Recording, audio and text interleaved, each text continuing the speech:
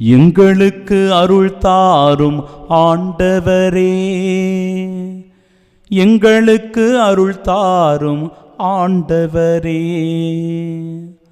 Abraham கடவுளே, ஈசாக்கின் கடவுளே, யாக்கோபின் கடவுளே ஆண்டவரே. ஆபிரகாம் கடவுளே, ஈசாக்கின் கடவுளே, யாக்கோபின் கடவுளே ஆண்டவரே. எங்களுக்கு பதில் தாரும் ஆண்டவரே, எங்களுக்கு பதில் தாரும் ஆண்டவரே. இறைவா, என்னை காத்தருளும், உம்மிடம் அடைக்கலம் புகுந்துள்ளேன். நம் ஆண்டவராகிய இயேசு கிறிஸ்துவின் அன்பும் அருளும் அமைதியும் மகிழ்ச்சியும் உங்கள் அனைவரோடும் என்றும் இருப்பதாக. இறையேசுவில் பிரியமுள்ள சகோதர சகோதரிகளே, இன்றைய நாளில் எலியா இறைவாக்கினர் பாகால் தெய்வத்தை வழிபடுகின்ற போலி இறைவாக்கினர்களுடன் வாதம் செய்வதை, சண்டை செய்வதை, அவர்களை வீழ்த்துவதை, அவர்களை அழிப்பதை இன்றைய நாளில் முதல் வாசகம் எடுத்து சொல்லுகிறது. தீமையை வேறறுக்கிறவர்களாக, தீமையை ஒழிக்கிறவர்களாக, தீமையினின்று விலகி இருக்கிறவர்களாக நாம் இருக்க வேண்டும் என்பதை இன்றைய முதல் வாசகம் சான்று பகர்கிறது. ஒருவேளை நமக்கு எதிராக ஏதோ தீங்கு நடக்கிறது, சதி நடக்கிறது, நமக்கு எதிராக தீங்கு நினைப்பவர்கள் நம்மை நெருங்கி வருகிறார்கள், நம்மை அழிக்க முயற்சி செய்கிறார்கள் என்றால் நாம் என்ன செய்ய வேண்டும்? எலியா என்ன செய்கிறார் பாருங்க. உண்மையான கடவுளின் பக்கமாக அவர் நிற்கிறார். உண்மையான கடவுளை உதவிக்காக அழைக்கிறார். உண்மையான கடவுளிடத்தில் தன்னை சரணாகதி ஆக்குகிறார். அதனால தான் இன்றைய முதல் வாசகத்தில் எங்களுக்கு பதில் தாரும் ஆண்டவரே, எங்களுக்கு பதில் தாரும் ஆண்டவரே அப்படின்னு அவங்க கடவுளை நோக்கி இறைஞ்சி வேண்டுவதை பார்க்கிறோம்.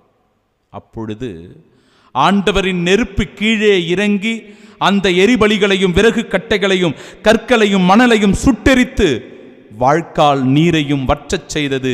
இதை கண்டவுடன் மக்கள் அனைவரும் முகம் குப்புற விழுந்து ஆண்டவரே கடவுள், ஆண்டவரே கடவுள் என்று வாழ்த்தினார்கள். பிரியமானவர்களே, நமக்கு எதிராக தீமைகள் நடக்கிற போது, தீமைகள் நம்மை சூழ்ந்து கொள்ளுகிற போது நாம் என்ன செய்யணும் தெரியுமா? கடவுளிடத்தில் தஞ்சம் அடையணும்.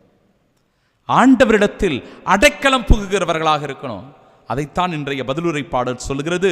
ஆண்டவர் தாமே என் உரிமை சொத்து, அவரே என் கிண்ணம், எனக்குரிய பங்கை காப்பவரும் அவரே. ஆண்டவரை எப்பொழுதும் என் மனக்கண் முன் வைத்துள்ளேன், அவர் என் வலப்பக்கம் உள்ளார், எனவே நான் அசைவுறேன். கொஞ்ச காலத்துக்கு முன்னாடி ஒரு சகோதரர் என்னை வந்து சந்திச்சார். கொஞ்சம் கஷ்டத்தோட அவர் என்கிட்ட பேசினார், ரொம்ப மன வருத்தத்தோட. ஃபாதர், எங்கள் வீட்டுக்கும் பக்கத்து வீட்டுக்கும் எப்போ பார்த்தாலும் சண்டை வந்துட்டே இருக்கு ஃபாதர். என்ன சண்டை அப்படின்னா, பக்கத்து வீட்டுக்காரு ஒரு பெரிய மாமரம் வளர்க்கிறாரு. அந்த மாமரம் எங்கள் வீட்டு மேலே வந்து சாய்ந்து கொண்டு இருக்கிறது ஃபாதர். அந்த இலையெல்லாம் எங்கள் வீட்டில் உள்ளே கொட்டுது. அந்த மரம் என்னுடைய வீட்டை அப்படியே முட்டிக்கிட்டு நிற்குது. அதனால் பயமாக இருக்குது. காற்று அதெல்லாம் அடிக்கும் போது ரொம்ப பயமாக இருக்குது ஃபாதர். என்ன செய்யறதுன்னு தெரியல. எத்தனையோ முறை நான் அவர்கிட்ட கேட்டேன், எங்கள் வீட்டு பக்கமாக வர அந்த கிளையை கொஞ்சம் கழித்து விடுங்க, கொஞ்சம் வெட்டிடுங்க அப்படின்னு சொன்னேன். அவர் கேட்க மாட்டேங்கிறாரு.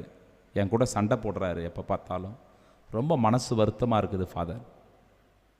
அப்படியாக மன வருத்தத்தில் இருந்த நான் கடவுள்கிட்ட தொடர்ந்து வச்சேன், இந்த விண்ணப்பத்தை வச்சு மன்றாடினேன். ஆண்டவரே, இது ஒரு பிரச்சனையாக எப்போ பார்த்தாலும் தொடர்ந்து கொண்டே இருக்குதே, இது ஒரு நெருக்கடியாக எனக்கு இருக்கிறதே, என்னை மன உளைச்சலுக்குள் ஆளாக்குகிறதே, என்னால் நிம்மதியாக இருக்க முடியல ஆண்டவரே.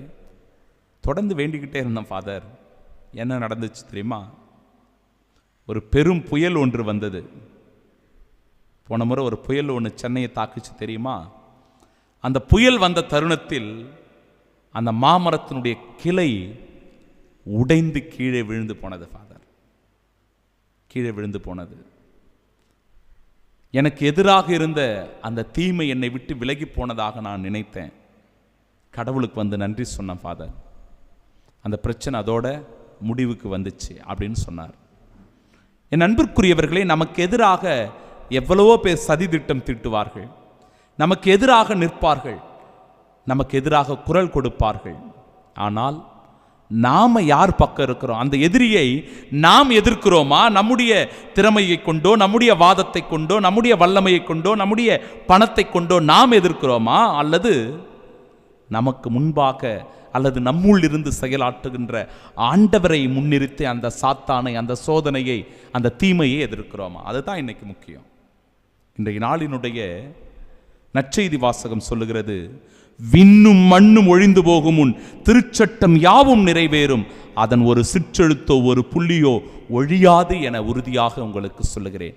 ஆண்டவர் நமக்கு செய்ய கடமைப்பட்டுள்ளார் என்றால், அவருடைய திருவுளம் இது நடக்க வேண்டும் என்றால் நம் வாழ்க்கையில் நடக்கும். வேற எந்த தீமையும் நம்மை பற்றி கொள்ளாது, நம்மை நெருங்காது. ஏனென்றால் கடவுளின் வான தூதர்கள் நம்மை புடை சூழ்ந்து காப்பார்கள். ஏனெனில் நாம் ஒவ்வொருவரும் கடவுளின் பிள்ளைகள். கடவுளின் பிள்ளைகளாக இருக்கிற நம்மை, கடவுளிடத்தில் ஆதரவை, அரவணைப்பை தேடி வருகிற நம்மை அவர் ஒருபோதும் கைவிட மாட்டார் என்கிற உண்மையை வலியுறுத்தி சொல்லுகிற இறை வார்த்தைக்கு செவி கொடுப்போம். கிறிஸ்துவின் சாட்சியாய் வாழ்வோம். ஆமென்.